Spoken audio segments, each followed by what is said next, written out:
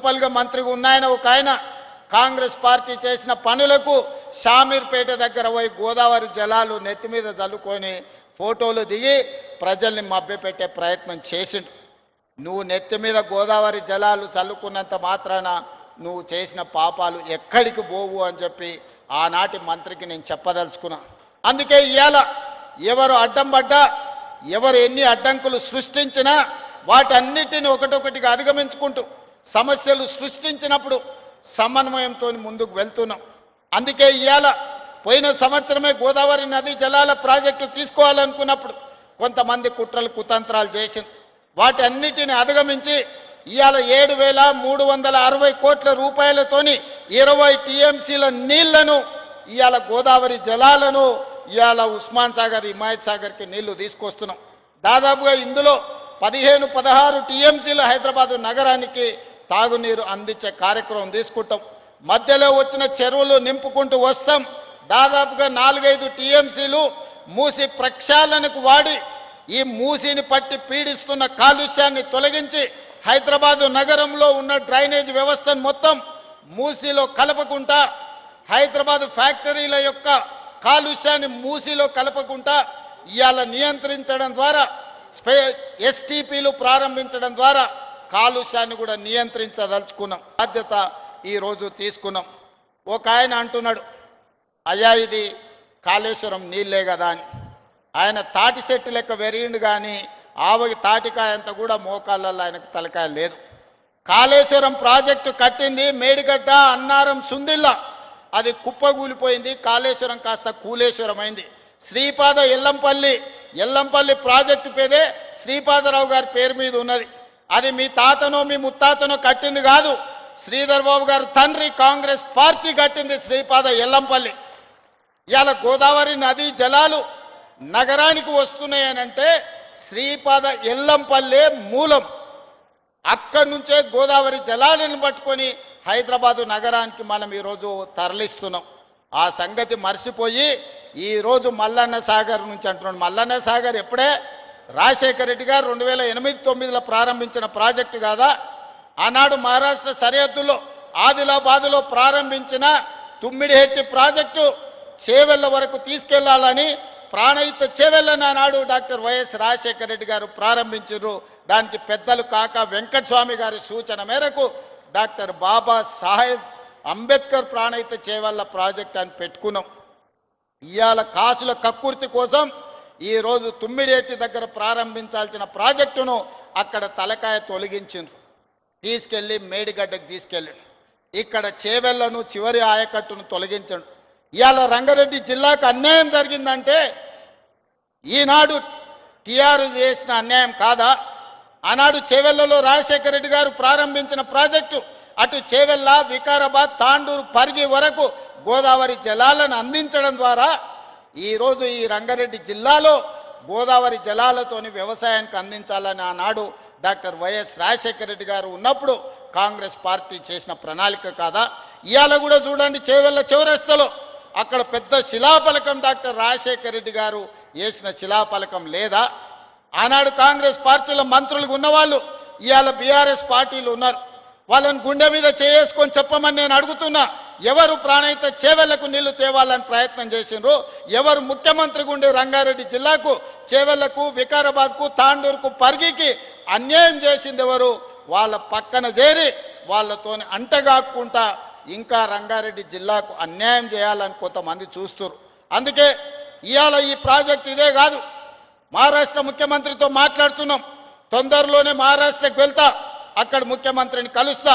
తుమ్మిడిహెట్టి దగ్గర 152 మీటర్లకు మనం అడిగినాం. 148 మీటర్ల ఎత్తున కట్టడానికి వాళ్ళు ఒప్పుకున్నారు. ఏదో వయా మీడియాగా 149-150 మీటర్ల ఎత్తున తుమ్మిడిహెట్టి దగ్గర ప్రాజెక్టు, గోదావరి ప్రాణహిత చేవెళ్ల ప్రాజెక్టును కట్టి ఆదిలాబాదు జిల్లాకు 1,50,000-2 లక్షల ఎకరాలకు నీళ్లు ఇస్తాం. అదేవిధంగా మల్లన్న సాగర్ నుంచి మెదక్కే మలిపిన గోదావరి జలాలను మళ్ళీ రంగారెడ్డి జిల్లాకు తెచ్చి చేవెళ్ల, వికారాబాద్, తాండూరు, పరిగి, కొంత కొడంగల్ ప్రాంతానికి కూడా గోదావరి జలాలను తరలించడం ద్వారా ఈ ప్రాంత రైతాంగాన్ని కూడా ఆదుకునే బాధ్యత కాంగ్రెస్ పార్టీ తీసుకుంటుంది. ఇవాళ నగరం యొక్క ప్రజల యొక్క దాహార్తిని తీర్చడానికి ఈరోజు ఈ సాగునీటి ప్రాజెక్టులు తీసుకొచ్చినాం. రాబోయే 100 సంవత్సరాలు హైదరాబాదు నగరమే కాదు తెలంగాణ రాష్ట్రాన్ని ఏ విధంగా అభివృద్ధి పదం వైపు మనం నడిపించాలో ఇవాళ కార్యక్రమాలు తీసుకుంటున్నాం. కలిసి రండి, ఈ కడుపులో విషం పెట్టుకొని ప్రాజెక్టులు ఆపకండి. ఇవాళ మనం మూసి రివర్ ఫ్రంట్ని చేసుకుందాం, ఫ్యూచర్ సిటీని కట్టుకుందాం, RRR నగరాన్ని RRR రింగ్ రోడ్లను వేసుకుందాం, మెట్రో నగరాన్ని విస్తరించుకుందాం. ఇవాళ ఇవన్నీ ప్రణాళికలు చేసుకోవాలంటే మీ అందరి సహకారం ఉండాలి. మీరు అండగా నిలబడండి. రాబోయే 10 ఏళ్లలో అద్భుతమైన నగరంగా, ప్రపంచంలోనే గొప్ప నగరంగా హైదరాబాదు నగరాన్ని తీర్చిదిద్ది లక్షలాది మంది నిరుద్యోగ యువకులకు ఉద్యోగ ఉపాధి అవకాశాలు కల్పించే రాష్ట్రంగా మన తెలంగాణను తీర్చిదిద్దుకుందాం. ఎట్లా అయితే అన్యాయాన్ని ప్రశ్నించాలో అట్లానే మనవాడు అనుకున్నప్పుడు ఒక మేధావి రిటైర్డ్ సుప్రీంకోర్టు జస్టిస్గా పనిచేసినటువంటి వ్యక్తి సుదర్శన్ రెడ్డి గారు, మరి అటువంటి బిడ్డకు వైస్ ప్రెసిడెంట్ ఆఫ్ ఇండియాగా ఒక కంప్లీట్ ఆపోజిషన్ పార్టీ అభ్యర్థిగా దేశంలో ఉన్నటువంటి అనేక పార్టీలు సపోర్ట్ చేసినటువంటి వ్యక్తి గెలవాలని కోరుకోవడం కూడా అది డెఫినెట్గా ఒక పాజిటివ్ ప్రాంతీయవాదం అవుతుందని చెప్పి నేను మనస్ఫూర్తిగా భావిస్తూ ఉన్నాను. ఇది పార్టీలకు అతీతంగా తెలంగాణ బిడ్డ కాబట్టి ఆయనకు ఒక అవకాశం వచ్చింది కాబట్టి. అంటే నేను ఒక వ్యక్తిని ఎప్పుడు జీవితంలో మర్చిపోలేను. శేషన్ గారు అని ఉండే, టిఎన్ శేషన్ గారు అని. ఆయన వచ్చేంత వరకు కూడా ఎవరికి అసలు భారతదేశంలో ఎలక్షన్ కమిషన్ అని ఒకటి ఉందని మా సామాన్య ప్రజలకు తెలియదు. కానీ ఆయన వచ్చిన తర్వాత ఆ పోస్టుకు వన్నే వచ్చింది. సుదర్శన్ రెడ్డి గారు కూడా గెలిస్తే డెఫినెట్గా వైస్ ప్రెసిడెంట్ పోస్టుకు కూడా వన్నే తెస్తారని నేను అనుకుంటున్నాను. ఎందుకంటే అనేక సందర్భాల్లో ఆయన చూసినాం, ఆయన ఇచ్చినటువంటి పాజిటివ్ తీర్పులు కానీ, ఆయనకు ఉన్నటువంటి కాన్స్టిట్యూషనల్ ఎక్స్పర్టీస్ కానీ చూసినాం. అటువంటి అవకాశం వారికి వస్తే బాగుంటుందని చెప్పి మనస్ఫూర్తిగా నేను కోరుతా ఉన్నాను. ఇవాళ కాళోజీ గారి గురించి మనం ఎప్పుడు ఆలోచన చేసినా, ఎప్పుడు అనుకున్నా కూడా మనం ఒకటే అనుకుంటాం, పుట్టుక నీది చావు నీది బతుకంతా దేశానిది అని ఆయన జయప్రకాష్ నారాయణ గారు చనిపోయినప్పుడు రాసింది. మనం తెలంగాణ ఉద్యమ సందర్భంలో పుట్టుక నీది చావు నీది బతుకంతా తెలంగాణది అని అన్వయించుకొని ఆయనతోని స్ఫూర్తి పొంది పనిచేసినటువంటి వాళ్ళమే అందరం ఇక్కడ ఉన్నటువంటి వాళ్ళం. అదేవిధంగా వేలాది మంది లక్షలాది మంది తెలంగాణ ప్రజలను కదిలించినటువంటి మహా గొప్ప కవి కాళోజీ నారాయణరావు గారు. మరి వారిని స్మరించుకోవడం అన్నది చాలా ఆనందంగా ఉంది. వారు పదే పదే ఒక మాట చెప్పేవాళ్ళు, మన ప్రాంతేతరుడైతే ప్రాంతం హద్దుల వరకు తరిమికొడదాం, మన ప్రాంతం వాడు ద్రోహం చేస్తే ప్రాంతంలోనే బొంద పెడదామని చెప్పి ఆయన అనేక సందర్భాల్లో చెప్పారు. అంటే ఒక ఫైన్ డిస్టింక్షన్, జీవితంలో ఏదన్నా కఠినమైన నిర్ణయం తీసుకోవాల్సి వచ్చినప్పుడు ఎట్లా అయితే ఒక రేఖను, ఒక సరిహద్దును మొరాలిటీకి యువతల పక్క అవతల పక్క అని ఆలోచన చేసుకోవాల్సి ఉంటుందో అవన్నీ కూడా చాలా నిగూఢంగా చెప్పినటువంటి వ్యక్తి కాళోజీ నారాయణరావు గారు. నిన్న మొన్నటి వరకు కూడా మన రాష్ట్ర ముఖ్యమంత్రి గారు ఏమన్నారు, కాళేశ్వరం అనేది కూలిపోయింది, కాళేశ్వరం అనేది కూలిపోయింది అని మాట్లాడారు. నిన్న వెళ్ళి అదే కాళేశ్వరంలోంచి, ఆ కాళేశ్వరంలో ఒక భాగమైనటువంటి మల్లన్న సాగర్ నుంచి హైదరాబాద్కు తాగునీటి పథకం కింద 7,500 కోట్ల రూపాయలతో శంకుస్థాపన చేసి వచ్చారు. అదే ప్రాజెక్టు గత 2 సంవత్సరాలు కేసీఆర్ గారు ఉన్నప్పుడు కూడా ప్రణాళిక వేసింది 1,500 కోట్లకు. కొండపోచమ్మ సాగర్ నుండి హైదరాబాద్కు నీళ్లు తీసుకొస్తే 1,500 కోట్లలో అయిపోయేదానికి రేవంత్ రెడ్డి గారు మల్లన్న సాగర్ నుంచి హైదరాబాద్కు నీళ్లు తీసుకొస్తా అనేటటువంటి కొత్త ప్రణాళికను తీసుకొచ్చి 1,500 కోట్లతోని హైదరాబాద్ ప్రజల దాహార్తిని తీర్చేదాన్ని 7,500 కోట్ల వరకు పెంచి మెగా కృష్ణారెడ్డి గారు మరిన్ని మేడలు కట్టుకోవడానికి అనుకూలంగా చేస్తున్నారన్న విషయాన్ని వాళ్ళ మనం గమనించాలి. మరి ఇటువంటి అన్యాయం 1,500 కోట్లు ఎక్కడ, 7,500 కోట్లు ఎక్కడ? అది రేవంత్ రెడ్డి గారి ఇంటి సొమ్ము కాదు కదా, తెలంగాణ ప్రజల సొమ్ము.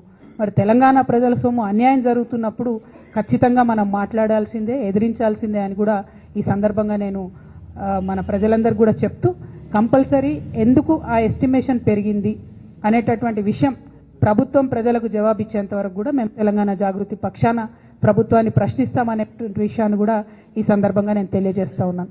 హిట్ టీవీ యాప్, ఇందులో short news, live news, entertainment shows, movies, digital magazines తో పాటు మీ జిల్లా వార్తలను కూడా ఫ్రీగా చూడొచ్చు.